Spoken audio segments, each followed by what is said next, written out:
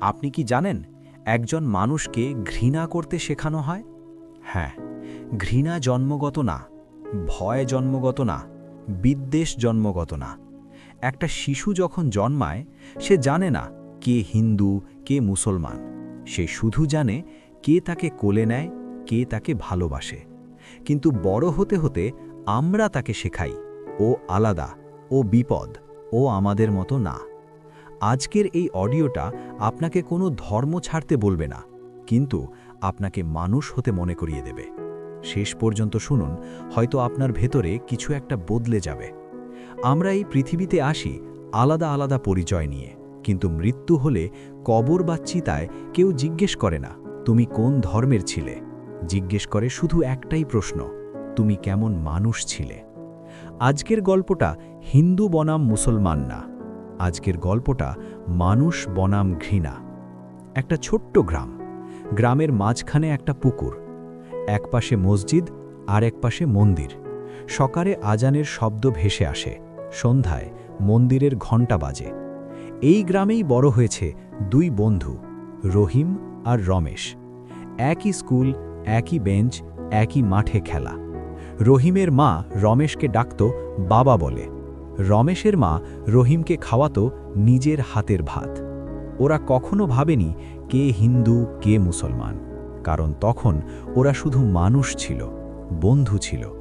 কিন্তু সময় বদলায়, বাইরের দুনিয়া ধীরে ধীরে গ্রামে ঢোকে। কেউ বলে ওদের বিশ্বাস ঠিক না, কেউ বলে ওরা তোমার মতো না। রহিম ভাবতে শুরু করে রমেশ কি সত্যিই আলাদা। রমেশ ভাবতে শুরু করে রহিম কি এখনও আগের মতো। কথা কমে যায়, চুপচাপ দূরত্ব বাড়ে। কিন্তু বিপদ এলে ধর্ম দাঁড়ায় না সামনে, মানুষ দাঁড়ায়।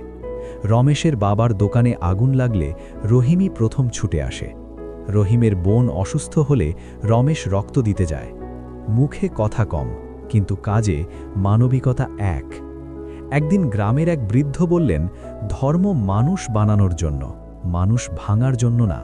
তিনি বললেন, তোমরা একে অপরকে ভয় পাচ্ছ, কিন্তু কখনো জানার চেষ্টা করেছ?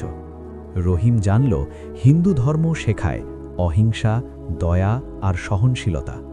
রমেশ জানল ইসলাম শেখায় রহমত, ক্ষমা আর ন্যায়। তারা বুঝল সমস্যা ধর্মে না, সমস্যা ভুল ধারণায়। আজকের সমাজেও আমরা খুব সহজে বলি ওরা এমন, ওরা তেমন, কিন্তু খুব কমই বলি ও মানুষ। ঘৃণা ছড়াতে একটা গুজবই যথেষ্ট, কিন্তু ভালোবাসা ছড়াতে সাহস লাগে। আপনি যার নাম জানেন না তার ধর্ম জানার দরকার কি? আগে জানুন সে কেমন মানুষ।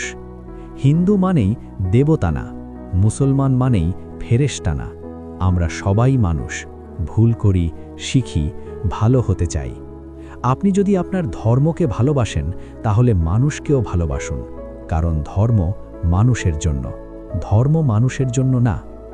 আজ যদি আপনি একজন হিন্দু হয়ে একজন মুসলমানকে বুঝতে চেষ্টা করেন, অথবা একজন মুসলমান হয়ে একজন হিন্দুকে আপন ভাবেন, তাহলেই এই অডিওর সার্থকতা।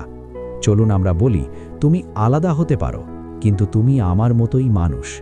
এই পৃথিবীতে শান্তি এভাবেই শুরু হয়। ধর্ম নয়, মানবিকতাই আসল পরিচয়।